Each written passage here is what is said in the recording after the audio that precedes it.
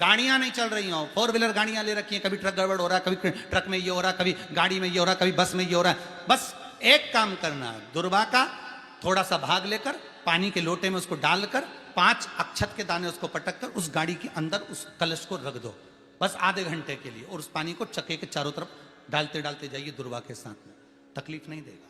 Factory का भी यही प्रमाण है। दुर्वा में वो अमृत तत्व छुपा है जिसका सुख आनंद दे जाता है। आनंद। शिव पुराण कह रही है महाराज, दुर्वा का एक नाम और है, उसका नाम है अमृत जन्मा। क्या नाम है? अमृत जन्मा। दुर्वा का एक नाम और है।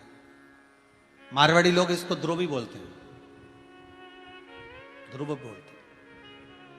दुर्वा का भोग सुख। शंकर भगवान गौ माता दूध की धार लगाती है, इसलिए दुर्वा का दूध से बड़ा मिलन है, बड़ा आनंद है, बड़ा सुख है। कोई भी ग्रह अनुकूल नहीं है, सब बेकार चल रहे हो, सब प्रतिकूल चल रहे हो, दूध के पात्र में दुर्वा डाल लो, पीपल के वृक्ष के नीचे चढ़ा कर आओ, राहु केतु शुक्र शनि जो भी गड़बड़ है सब सुधरना चालू हो जाता है। दुर्वा का वो सुख। जिस नदी में स्नान करो, तीर्थ में जाकर उस नदी के पास में कोई बगीचा लगा हो, वहां की दुर्वा को तोड़कर स्नान करते समय नदी में मात्र विसर्जन कर देने पर पितरों को पिंड पहुंच जाता है। मात्र उस दुर्वा का विसर्जन कर देने पर पितरों को पिंड का भाग मिल जाता है। अभी ना तो तुम्हारे पास में आटा है, ना तुम्हारे पास में चावल है, ना तुम्हारे पास में पिंड है, ना कोई तुम्हें संकल्प छुड़ा रहा है, ना कोई तुम्हारे पास में वस्तु है, उसके बाद भी पितरों को भाग मिल रहा है। काय से? केवल एक दुर्वा के तत्व से। स्नान करने से पहले पवित्र नदी में, गंगा यमुना नर्मदा सरयू आदि किसी पवित्र नदी में आप स्नान कर रहे हो, वहां के बगीचे में घूमकर आप जाते तो हो, पैदल ही नहाने जाते हो, तो घाट के आसपास में कोई बगीचा, वहां की दुर्वा तोड़ ली, एक दुर्वा नहाने से पहले अपने पूर्वजों पितरों के नाम से नदी में छोड़ दी। फूल तो छोड़ते ही हो, दिया भी छोड़ते हो, बस एक ही चीज नहीं छोड़ते, वो दुर्वा, और वो ही काम की, वही काम की। तुम कुछ छोड़ो ना छोड़ो, एक दुर्वा का भाग छोड़ दिया, वो पितरों के लिए सुख प्रदान करने वाला। शिव पुराण कह रही है महाराज, देवताओं को अमृत कितनी बार मिला? एक बार। दुर्वा को अमृत कितनी बार मिला? जम के बोलिए, 5 बार। कार्य सिद्धि के लिए 5 दुर्वा गणेश जी को चढ़ाई जाती है, आज भी नियम।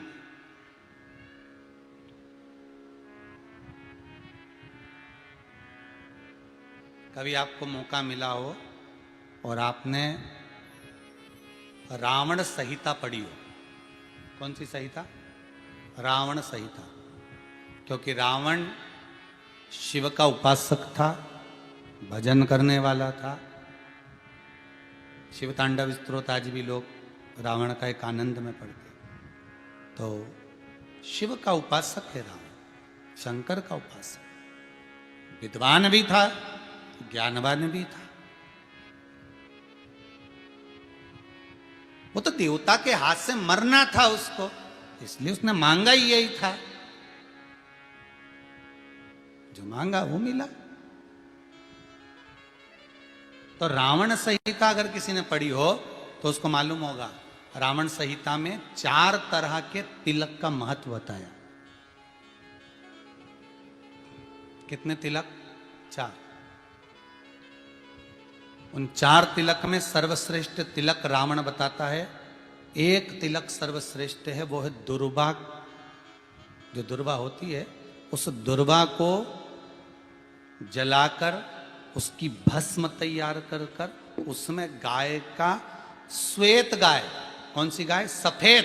उस गाय के शरीर पर कोई दाग ना, उसके शरीर पर पूर्ण तरह से श्वेत हो, ना लाल उसमें कोई धब्बा हो, ना काला धब्बा हो, ना कोई कलर हो, बस केवल श्वेत।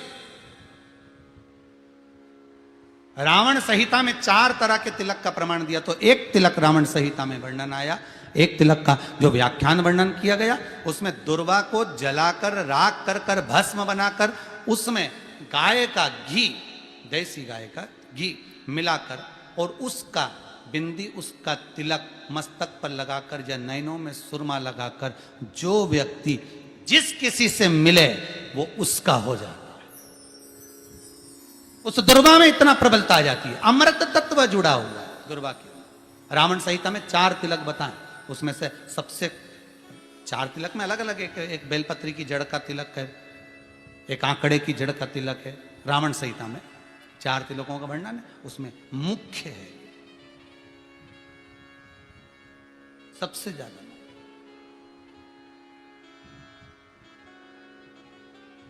हम तो कहेंगे, अगर मान लो वैसे तो नौकरी करने जाओ, सर्विस करने जाओ तो आंख में काजल लगा कर जा नहीं सकते, नहीं तो लोग ही कह देंगे कहाँ से आया है। मालूम पड़े तुम नौकरी के लिए इंटरव्यू देने जाओ और आंखों में काजल लगा के चले जाओ, तो फिर भी एक प्रयास करना, फिर भी एक प्रयास करना, उस दुर्वा का जो काजल बनाओ, मूछे हो, दाढ़ी हो, कहीं कहीं पर भी उसकी एक बिंदी लगाकर चले जाओ, वो असर करेगी और आपको वो जॉब मिल ही जाएगा, ये पक्का है। उसमें आकर्षण होता है, दुर्वा आकर्षण का केंद्र करती है। आपको कभी आपके नयनों में दर्द हो रहा हो, जलन हो रही हो, तो आप दुर्वा, हरी भरी जहां दुर्वा हो वहां थोड़ी देर चलने का प्रयास करिएगा, आपके नेत्रों का विकार समाप्त हो जाएगा। दुर्वा में वो एक सुख है, वो अमृत छुपा हुआ, और एक बार का अमृत नहीं, 5 बार का अमृत दुर्वा के अंदर।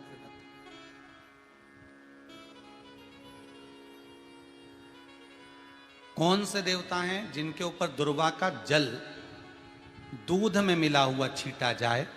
श्वेत गाय के। देखो दूध का प्रमाण बार बार दुर्वा के साथ आया, उसका कारण क्या है? क्या कारण हो सकता है उसका? उसका एक कारण है, समुद्र मंथन के समय पर सबसे पहले कुछ निकला था, तो समुद्र मंथन में सबसे पहले निकली थी गौ माता निकली थी। क्या निकली थी? गाय। सबसे पहले निकली थी गाय। और कितनी गाय निकली थी? 5। पहली नंदा, दूसरी सुभद्रा, तीसरी सुरभि, चौथी सुशीला, 5वीं बहुला। ये 5 गाय समुद्र मंथन में निकली। अब समुद्र मंथन में जब गौ माता निकली तो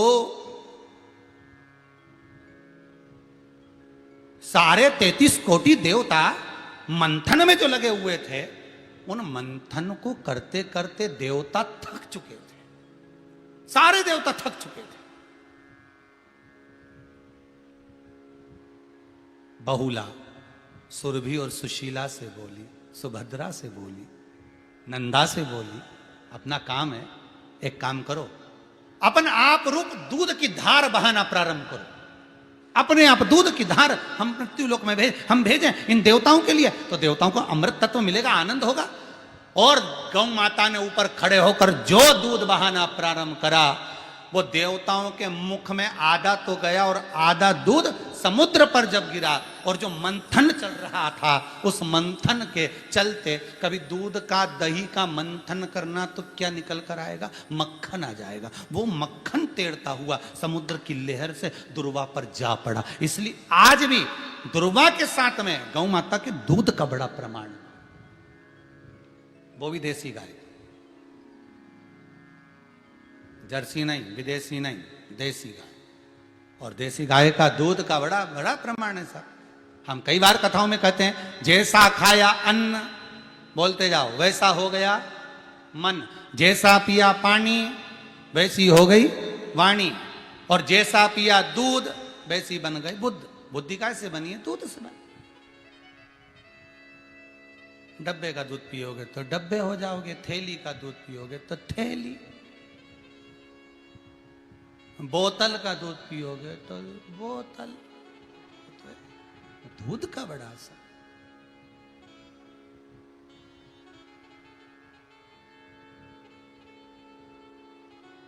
गौ माता के दूध का पान। कहा एक पात्र में जल और दूध ले लीजिए, शुक्रवार का दिन तो कहोगे गुरुजी ये कथा कहां से निकाल के लाए हो? तो विष्णु पुराण में से आप उसको स्मरण कर सकते हो। काय में से? विष्णु पुराण में से। एक पात्र में देसी गाय का दूध, जल उसमें रखकर, और आपके यहाँ अगर लड्डू गोपाल हो, यदि आपके घर में ठाकुर जी हो, लड्डू गोपाल हो, विष्णु जी का कोई स्वरूप हो, श्री हरि का कोई स्वरूप हो, तो उस पर शुक्रवार के दिन आप संध्या के समय पर दुर्वा डालकर उस दुर्वा से अगर लक्ष्मी जी के नामों का 108 बार उच्चारण कर कर, घी का दिया लगाकर, कैसर के चावल साथ में रखकर केवल उस जल का और दूध का मात्र छींटा देते हो, तो उसके घर में कभी लक्ष्मी की कमी नहीं आ सकती, संपदा बढ़ती चली जाती है। 108 बार लक्ष्मी के नाम का मात्र उच्चारण कर लेने पर, भगवान विष्णु के चरणारविंद पर, भगवान विष्णु के चरणों पर केवल उस दुर्वा का, जल का, दूध का सिंचन कर देने से भी लक्ष्मी की वृद्धि होती, लक्ष्मी देती।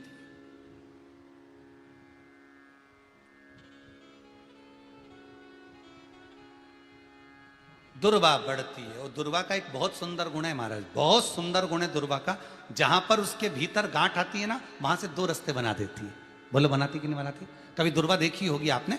जहां गांठ आई वहां 2 रास्ते बनाएगी, फिर गांठ आई फिर 2 रास्ते बनाएगी, फिर गांठ आई फिर 2 रास्ते बनाएगी। दुर्वा का क्रम ऐसा है कि हम भगवान को दुर्वा क्यों देते हैं, उसका कारण यह है कि मान लो हे परमात्मा, हे शंभु, हे गणेश, हे प्रभु नारायण, अगर मान लो मेरा एक रास्ता चलते चलते गांठ पड़ जाए, एक रास्ता मेरा बंद हो जाए, तो वहां से मेरे दूसरे रास्ते खोल देना। इसलिए दुर्वा भगवान को समर्पित करी जाती है। दुर्वा को समर्पित करने का क्रम ही यही है कि मेरे मार्ग खुल जाए, मेरी राह खुल जाए, मेरा मार्ग चारों तरफ खुलता चले। दुर्वा नीचे की ओर चलते चलते मार्ग खोलती चली जाती है।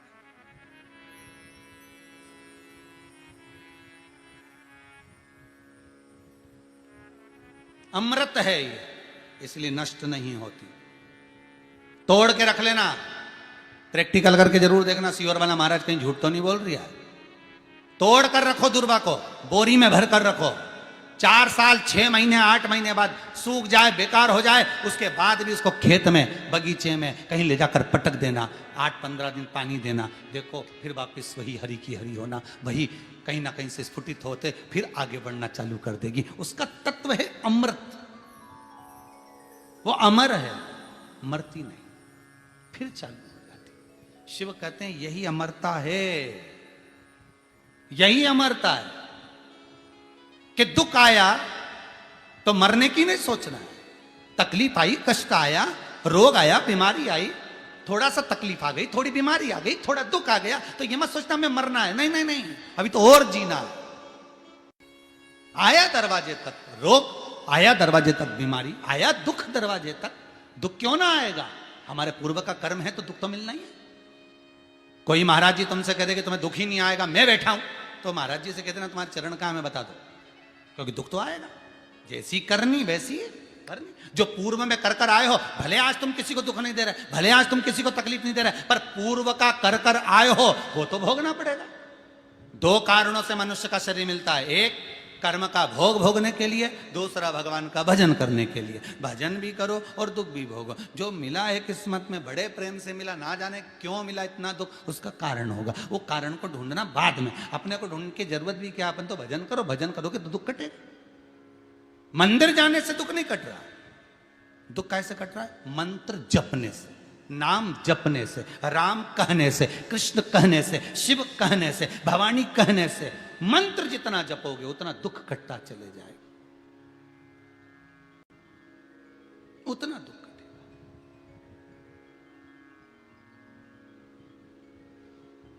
भोला सब दुख काटो म्हारा, ओ भोला सब दुख काटो म्हारा।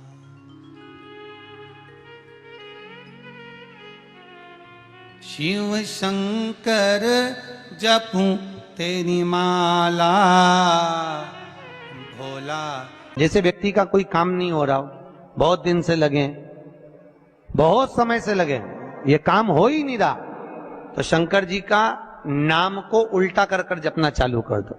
नमः शिवाय ओम।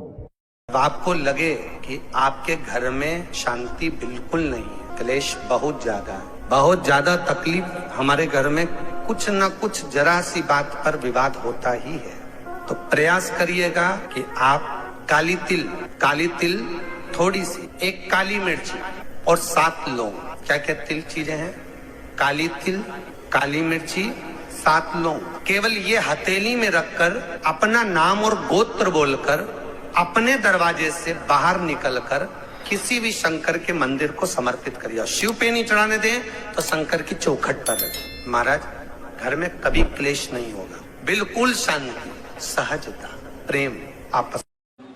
भगवान देवाधिदेव महादेव को जल चढ़ाते हैं, उसके 5 अलग अलग तरीके हैं। बहुत सावधानी से सुनना कथा, आपकी और हमारी जिंदगी की सार्थकता को सिद्ध करने वाली कथा।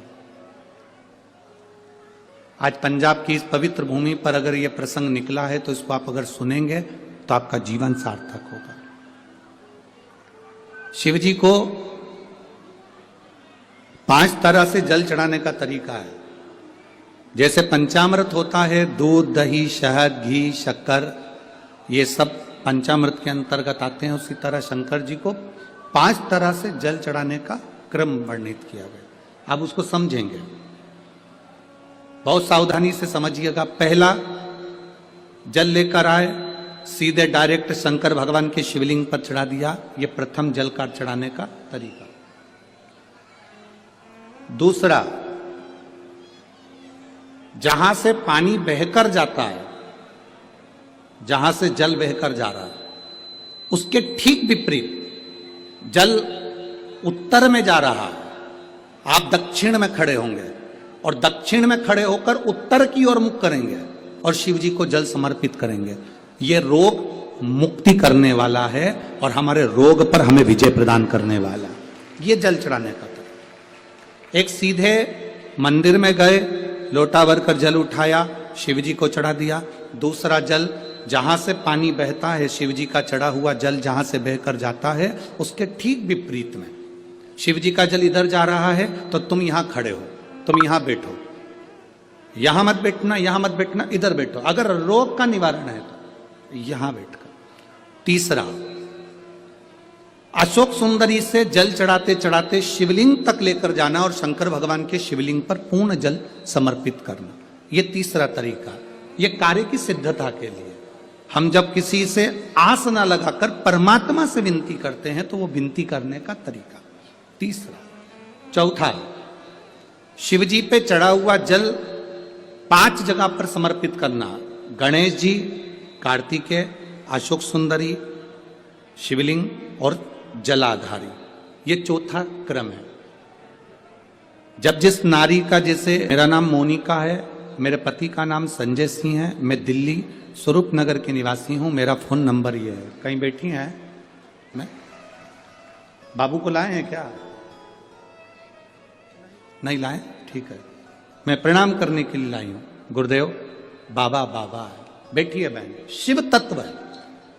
एक जल चढ़ाने का तरीका, शिव जी को हम जो जल चढ़ाते हैं उसका एक तरीका भी हमारी जिंदगी में अगर हमने उसको स्मरण में रख लिया तो हमारी कार्य की सिद्धता को सिद्ध कर देता है, हमें सफलता की ओर लेकर चले जाता है। सीधे जल चढ़ाना, दक्षिण में बैठकर उत्तर की ओर मुख कर कर जल चढ़ाना, अशोक सुंदरी से लेकर शिवलिंग तक जल चढ़ाना, 5 स्थान पर गणेश, कार्तिकेय, अशोक सुंदरी, जलाधारी, शिवलिंग पर जल चढ़ाना 5 स्थान पर। ये चौथे नंबर का। और 5वां जल समर्पित करना।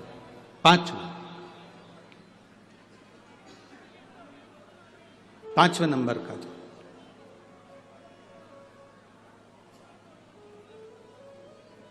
शिव जी को 5म नंबर का जो जल आता है, जो जलाधारी है, ऊपर जिसमें पानी भरा रहता है और नीचे एक एक बूंद टपकता रहता है, जलाधारी में जल समर्पित कर कर उसी जल को बचाकर अशोक सुंदरी वाली जगह पर थोड़ा सा चढ़ाकर उसी में से जल शिवलिंग पर जब हम समर्पित करते हैं तो हम जिस कार्य के लिए जा रहे हैं वो कार्य